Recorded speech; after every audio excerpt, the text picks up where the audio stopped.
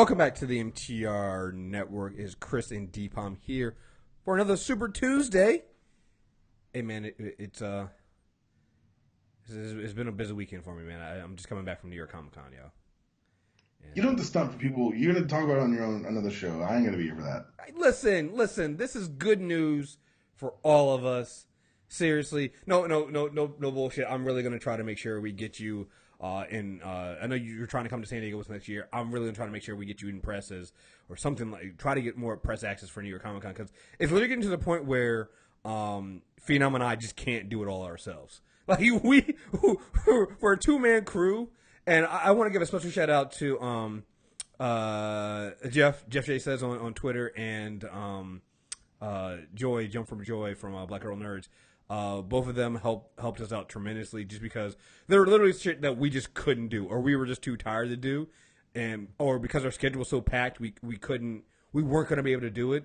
So I know Jeff was kind enough to go ahead and ask the questions you sent me to Tom King, and so I have video of him interviewing Tom King with the question that Deepam sent me, and Joy helped shoot the videos I did for Justice League Dark because Phenom was all the way at Madison Square Garden shooting photos for another thing. So I needed a cameraman or camerawoman, and Joy helped me out. So I want to say a special thank you to both of those two because without them, I mean, we still would have gotten coverage, but it wouldn't have been as much as we got. So just keep an eye out on our YouTube page, on the website. We have a ton of stuff coming out.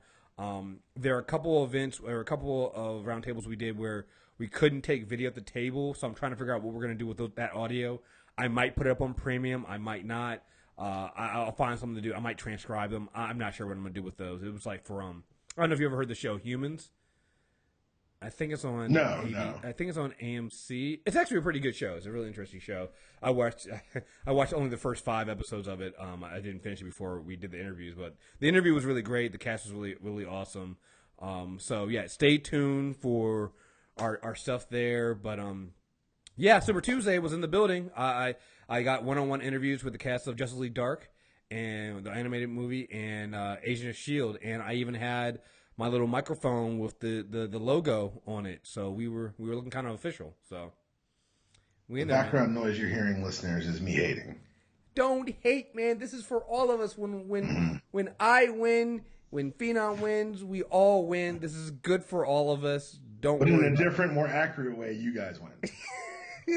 Listen, if it makes you feel any better, just feel like this way. Like Phenom and I were exhausted, and it does not. And I know people are going to be like, "No, that doesn't make you feel." Trust me, you say that now. You just wait. When you end up doing it, you're going to be like, "I can't." Is this what you guys do? Like literally walking around with basically like 25 pounds of gear on you is just.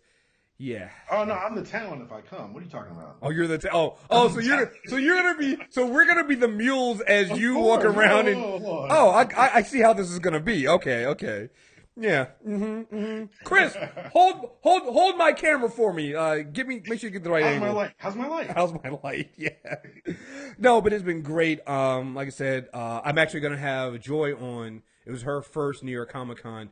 She's gonna be on this Sunday for the Insanity Check. We'll talk more about that. Like I said, I'm really glad she's going to join us because I really wanted to get the impressions from somebody who's his first time there. Because like I said, I've become really bougie and I don't hit the floor. Like I was literally on the floor for maybe 30 minutes the entire New York Comic Con because I just can't do those crowds. So it'll be great to hear from somebody who's not as jilted as I am. Who can give a more accurate depiction of what most people experience when they go to New York Comic Con. And also just hear her talk about what it was like to be in some of these rooms and get in there. So it'll be great to have her on. And like I said, she was a big help to us during the con. Another little housekeeping thing. I know we said we were going to do our Luke Cage review today. So here's what happened. Trump went crazy. Hold on. Yeah, that's basically it. We can call it whatever we want. Like we have to talk about that. And we're not lying. That's what happened. And so now we're forced to do a post-debate special Insanity Check. So you're getting that instead of the Luke Cage Super Tuesday recap. That'll come this weekend. So on Sunday, we'll do Arrow episode 2. We'll do Legend of Tomorrow episode 1. Luke Cage, our Luke Cage review, and I'll also be on the Unanimous Decision podcast as hosted by D-Palm. Yes, our Sunday is going to be super, super busy, but we do it because we have to. And literally, this is one of those ones like he's not wrong. Like Trump went crazy, and I can't speak. I can't say this enough. Like I'm literally at New York Comic Con on Friday. We had just finished interviewing the cast of Agents of S.H.I.E.L.D. I'm like super boosted. Everything's great. Then there was a train issue. And there's always a train issue. Yeah, there's always a train issue in DC, in New York. So we didn't get back to the room until 10. I'm pissed. I turn on the TV and we're watching the news. And we're like, wait, what the fuck happened? Wait, what? And Phenom and I are literally like, no, this can't be it. We're too tired and we're delirious. So the next morning we wake up and we're like, oh no, that wasn't a dream. That really happened. Oh my God. I literally watched this going, yeah, Monday's not going to go the way I thought it was going to go. We're going to have to do an emergency podcast on this, and God damn it. But yeah, that's not this show. Because I'm almost out of this drink, and I need a fresh one for that show. Yeah. It's not going to be the show, but that'll be on the feed.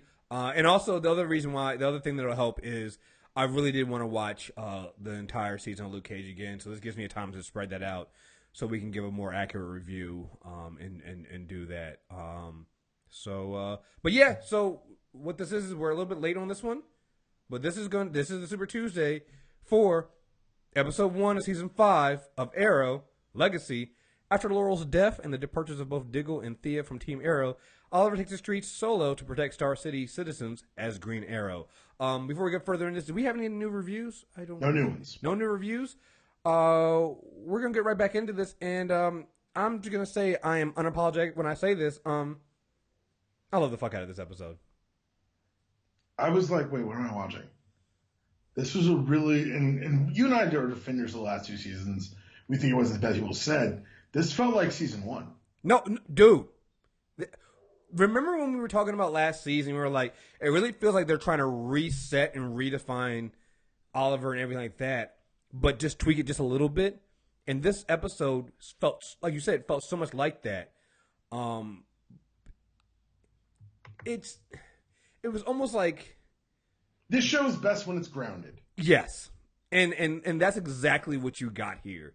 You got literally a cop team backup squad, like super grounded. Yeah, I mean everything just it felt like okay. You guys had to, the last 2 seasons they've been introducing new shows on CW, and that's kind of taking away some steam from Arrow, and maybe just a lot of steam from Arrow. Even though I liked those seasons, this just felt like them coming back, going, "I'm back," And first thing off the top, the fight scenes. Like one of the things that really stood out in season 1 and 2. The fight scenes, and I felt like I still enjoyed them in the next 2, the season 3 and season 4, but these felt like those fight scenes from season 1 and 2, man. Yeah, it felt like everything that happened felt like it mattered, felt like it had weight. It was just really tightly choreographed, and I just thought that I really enjoyed the line that they're going to be crossing, and it feels like not just in the story, but in the way it's being shot. Mm-hmm. I don't know, there's just a lot of little things in the episode they did that show me that this is a team that's kind of refocused themselves. And you and I have said it before, no matter how much we like certain things in the season, this show's the best show when it's trying to be somewhat realistic. Right. I mean, that's where it started. I feel like that's how they cast it. That's how the original creative team behind it and everyone in it was there for. You can add these other elements in there, sure, but at its core, it's just like Batman. It's a guy, it's a normal human being in a green hoodie, and you have to depend on that, and you have to depend on the cast being who they are and working together because they also play really well off each other. I like the fact that you have Oliver reverting back, and And you get something that you had kind of in season 1 where he's having, like, in season 1, he had a hard time balancing being this vigilante in the hood and being the billionaire, playboy, heir to Queen Consolidated. Here, he's having a hard time balancing being mayor and the Green Arrow. But he's not just shirking his responsibility. Like, he's still trying to do that, but he doesn't have, just to tie into the current political atmosphere here, he doesn't have the tact that a normal politician would have. Like, when he comes in, he's at the policeman's, like, this function for policemen. He's basically calling out the police corruption there. And Thea's just like, hey, Ollie, you can't do that. Like, that's not going to win you over any people.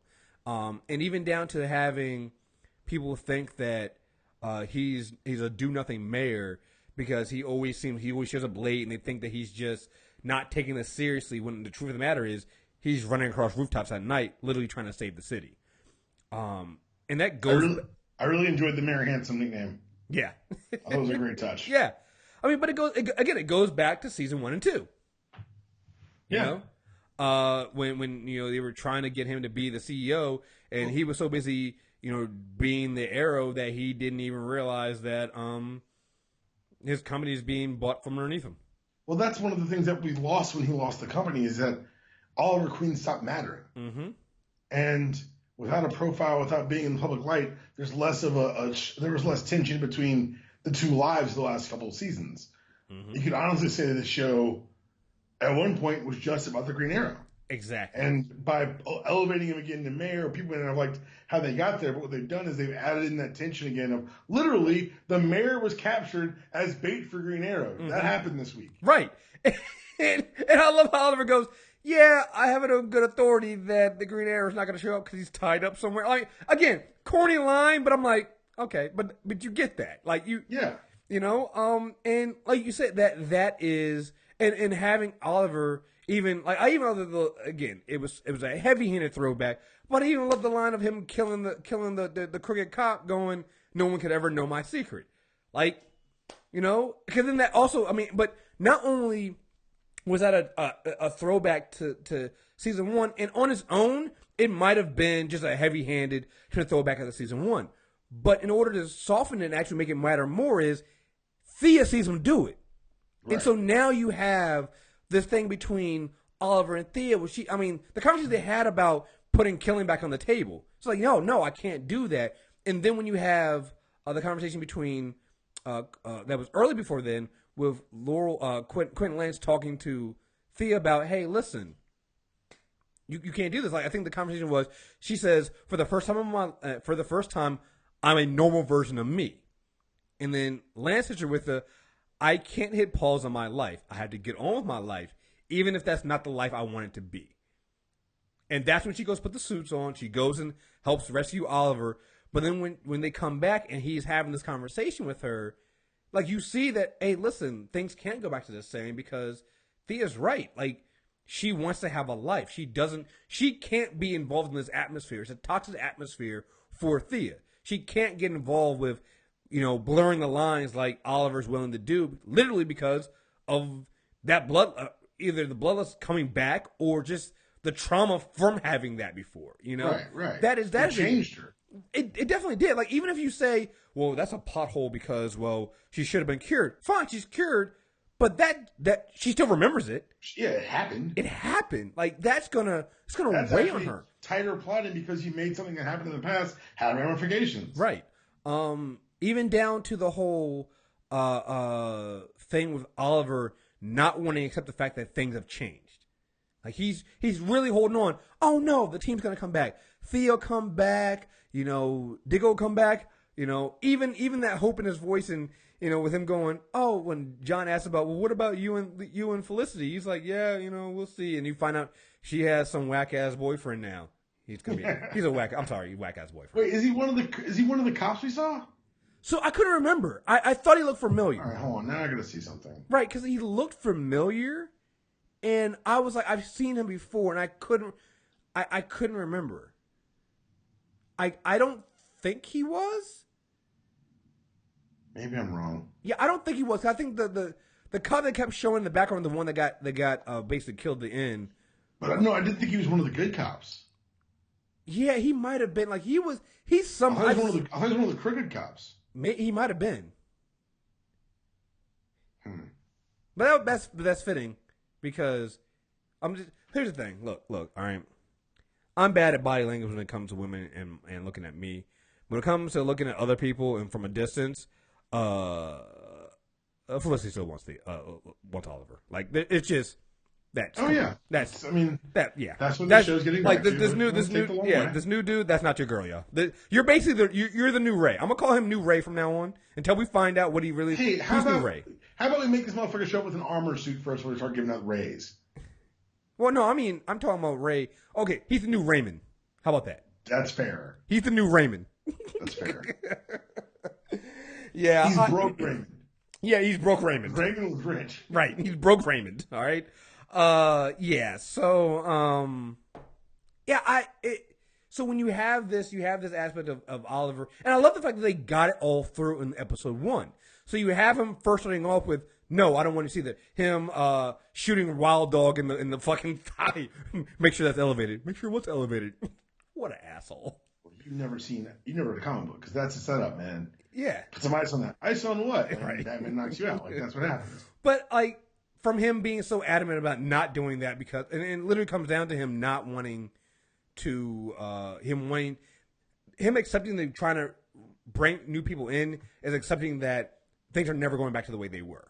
Which honestly, if you think about it, when you compare that to the Flash, it's very interesting, right? Because I hadn't even thought about that. Because Barry never wants to accept, really wanted to accept things as how they were, right? He's never wanted to accept the fact that, his mother is dead. He's never wanted to accept the fact that, that his father's dead now. So you literally go through this flashpoint thing with that. Here you have Oliver not wanting to do the same thing, but by the end of the episode, accepting that, you know what? You're right, Felicity. We do need to do this. I've been looking into this and coming to the decision on his own. Not being forced to make the decision like Barry was because everything is so fucked up. He has to. And again, it shows you that maturity that Oliver has. And when you compare this to your other heroes you're bringing in here, your Supergirl, your Flash, your Barry Allen, you're going to show that this is why Oliver is where he is. This is why Oliver is going to Let's talk about something really quickly about Supergirl that I heard this week that I'm excited about that people are going to say that I was wrong about earlier. Here's something else I was right about. They will not be bringing Supergirl into this universe permanently. Mm-hmm. They did an interview with EW. Berlanti said that while Supergirl will be traversing to the Arrowverse, she will not be leaving her home universe permanently. It makes sense. Supergirl breaks these shows. She does. But people were like, "Oh no, they're gonna use Flashpoint to merge them all." And the entire summer, I've just been stewing and saying that that's stupid and doesn't make any sense. Yeah, it's not gonna happen. And I feel vindicated, and I wanted to have that little moment here. Sorry about that. Good on you, man. Good on you. But I needed to win. Yeah. You needed to win. That's good. How did Georgia do this? They actually won. They beat. Good. Okay, hold on. Well, so I can see you haven't heard the podcast yet. I reverse jinxed both teams because of the hurricane. Georgia had to play on Sunday, which was 2 hours before the Falcons played. So it was basically an alcoholic perfect storm for me. Georgia and the Falcons won. I'm honestly, it's the most backwards Atlanta sports day ever, but I'll take it. Hey, wait. Hey, didn't Miami lose? Who? Yeah. See, good job. Good job. The ball just wants to hurt me, man. That's all I learned. We were watching on the couch yesterday, and the fiance says, "Do you even like football?" And I said, "None of us actually like football." I said, "And we all hate our teams." That's the big secret about sports. Oh my god. Let's see. But I thought that was an interesting thing, because even when he has that call when Oliver has a call with John, and John was like, "Yo, that's not the answer you wanted." He's like, "No, but it's kind of the one I was expecting." And I'm like, yeah, I think Oliver has done. And again, this shows you that while you might be grabbing and having comparability to season 1, this is the difference. This is you're not seeing Oliver completely revert. Yeah, he went back to killing. He went back to being more brutal. He went back to sometimes, missing his, putting being a vigilante over his main job. But at the same time, he accepted help twice in this episode. One with going to Lance and getting Lance to get that team of cops to help him, and then 2, also getting him to telling Felicity, I've been looking into your team, and you know what? Let's go ahead and do that. And then you find out what Laurel said to him last season, which was, don't let her be the last canary. So, yeah, I mean, yeah. I think, all right, 2 big things that I think we want to touch on just before we get out of here. Yeah, 2. So we've got another Dark Archer. Oh, just real quick, before we go to that, yes, the Felicity new boyfriend is a detective. I don't know if he's one of the bad ones, but it's played by Tyler Ritter, and he is Detective Malone. So he's not a good. Yeah, he's not. He's not one of the 4. Yeah, he's not. He's not one of the 4, but he's also not a bad cop. So right now, we'll see. So, okay, well then I'm putting early money on him being the Archer. Yeah, I know they've released the name through like castings, and we all know who the Archer was. I'm nervous about the other Archer bad guy. That's just me. And 2 other things. The Laurel statue, I'm really excited for her to come back because that was an ugly statue. Oh, no, I was going to say that. Yeah, that was one of my negatives of this episode. Laurel did deserve a better statue, guys. And 3, parachute arrow, bitches. Dude, new trick arrows. And first of all, that entire scene of him jumping out of the window and while the building's blowing up and shooting the arrow up to the helicopter, and then coming out and then shooting the parachute arrow. I was like, oh yeah, Arrow's back, yo. Arrow's back, and it's not just a throwaway boxing glove arrow that made me smile more than I like to admit. Mm-hmm. It's an actual parachute arrow. A parachute arrow, yo. I'm here for it. Yeah, like even when he was fighting Meacham at the beginning, which again I love the fact that they keep bringing back this character, and I'm thinking that you're going to see more. He's got to be the one that brings Thea back into the fold because that's a good use of a recurring rogue, right? Because that is literally her. That's her arch nemesis right there, right?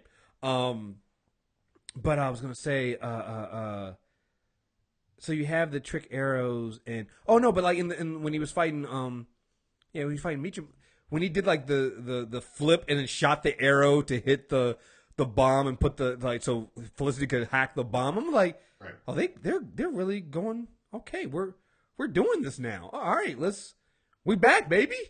Arrow's going comic book in their own way, which is still based in being grounded. Yes, and I think that's what we wanted, and that's the stuff that they talked about. Yeah, you know what? When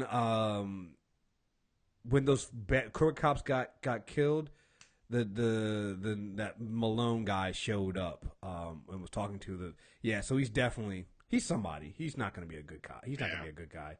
He's not. I have no faith in him being a good guy at all. So there's that. Also, I want to say the last few seasons, and this is something even I've said as somebody who's enjoyed these. One of the weakest things about the episodes have been the flashbacks. Maybe, I'm here for these, son. Maybe it's because I know that at some point we're gonna get our man Dolph Lundgren showing up, but I'm here for these fucking flashbacks, dog. Well, this is not like I'm wasting time in the woods. No. This is how did I become a Russian-speaking badass? Right. This is the one I've actually been waiting on the entire time. Right. Like, can he please just go to Russia now? Right. Like I'm here. Like I can't. Yes, I am definitely here for these flashbacks. This is actually one of those ones where honestly, I wouldn't be mad if we did an entire episode of flashbacks because you give me one good one. One good entire episode of flashbacks, yo. Because this is literally him, like you said, like this. We know he's gonna do something. Happens here, unlike the other ones where it's literally them trying to explain where an object came from. Here, this is Oliver has a mission. He's gone there. It's very much similar to when he took on Deathstroke and stuff like that. Like it's, and you know how that happened. Like I'm very, very interested in seeing how this plays out, and I'm fucking here for it, man. Fucking here for it. That and more Curtis. We got more Curtis. Yep. I always love that. I love that when you know, what was it? He comes back. Must be nice to have someone down here who speaks Felicity. Yeah, It's true. and I thought there were some really good lines in this series. Before we wrap this up, there was Oliver talking to Thea. I thought taking the high road was more important than saving lives, and that is a mistake that I will never make again. Then, and the other thing that stood out in that conversation we were talking to Thea is he told Thea that Malcolm Merlin was right. Which, I'm sorry, I looked at Oliver like, you look like she didn't slap the shit out of you when you said that, yo. Right. Because, I don't know about that. When Quentin Lance comes back in town, no longer with Donna, and he says, a drunk needs a reason to stay sober, and he's fresh out. And I just go back to feeling like, I really feel bad for Quentin Lance sometimes. He's caught a really rough break on this show. Yeah. How you lose 2 daughters, yo? No, how do you lose? Was it? He lost one daughter twice. Yeah. And then he's lost $3 and only has 2. Like, this is aggressive. Right. He's been put the fuck through. Right. How many? Oh man, hey Quentin, how many daughters did you lose? 3. But I thought you only had 2. I've lost. It's a long story. It's a long story. It's a long, sad story. Sad story. Oh my god. Felicity, how did you ditch your security detail? I used to ditch John Diggle. Like, come on. Like, what are you talking about? Let's see. I love all. Oh, we didn't talk about this. Tobias Church. What is his Chad name? Coleman. Yeah. You are. Yeah. Like. He's a great bad guy. Owning those scenes, making up for being whack ass Tyrese on The Walking Dead, and yeah, I love that conversation between him and Oliver. What Oliver is like, he looks at Oliver like, "Do you think I would go through all this, man?" And Oliver's like, "Yeah, I do, but that's because I think you're stupid." I'm like, "Damn, Oliver, really? No, they're gonna have a beautiful relationship, those two." So. And I like I said, I really love. I didn't really pay attention to casting this season. So if this is a spoiler, close yours real quick. Is Kovar going to be Dolph? I don't know. We don't know. I haven't paid attention to all the casting. I just know I know the archer is. Okay, cool. Don't tell me if it is or not. But I'm just like, yo, I hope Kovar is Dolph, because that would be awesome. Like you bring in Dolph Lundgren on this, and yeah, I'm all the way in.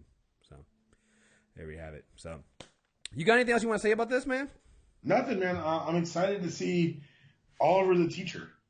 Yes. Interesting. I'm excited to see Curtis the student. It's all going to be really interesting and really well done, and I'm here for it.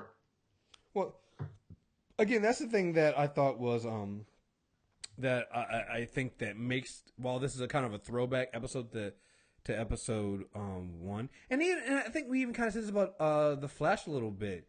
You kind of feel a little bit of going back to what made these shows great. You get enough differences where you're like, okay, this is gonna have an impact. Okay, I see. This isn't gonna be Oliver from season 1. It's a melding, right? It's a mesh of the Oliver from seasons 1 and 2 and Oliver from 3 and 4, right?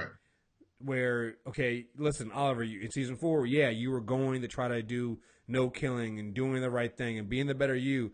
All right, man, you know what? That was great and all, and I love the Zen you, but sometimes you might need to put an arrow through somebody's chest, you know? But you can't just like run around and kill everybody you come across like you did in season 1 and 2. So it's like, I think what we're going to get here is we're going to get that melding of the two, and I think that'll be good. You'll get him learning. Like you said, we're not going to get 5 episodes of Oliver basically going, nah, fuck these new people. We're not going to train them. We're already there. He's already agreed to it. We're going to bring him in. We're going to train them. And this is what we're going to do. And I'm like, okay, let's do it. Like I said, my biggest negative is you really need to get a better statue for Laurel. She deserved better than that. Way better. Yeah, that was like, whoa, that was terrible. Like, come on, man. Like, whoever designed that better not design the Flash Museum. That's all I'm saying, yo. You better not. Better fucking not. So, all right, folks. There you guys have it. We will be back on Sunday. Well, actually, we'll be back on Wednesday night, so you'll get it on Thursday, to talk about the Flash and Arrow, Flash and Agent of S.H.I.E.L.D. are both back new this week. Shanna and the Doctor will probably have an episode to you guys probably Thursday, so it'll probably come up on Wednesday for the new episode of Supergirl for season 2, episode 1. And then we'll be back on Sunday to talk about Arrow, episode 2, Listen to Tomorrow, episode 1, and Luke Cage all on Sunday. So, and don't forget to check out DPOM on the Unanimous Decision podcast. We are going to be getting a new separate feed up there soon. Keep your ears open. You'll get it. You'll be able to subscribe to it directly and go from there. So, yeah, folks. Anything else you want to say, DPOM? No, let's talk about this crazy shit. All right, guys. We are out of here. Thank you guys very much for listening. Until next time, peace.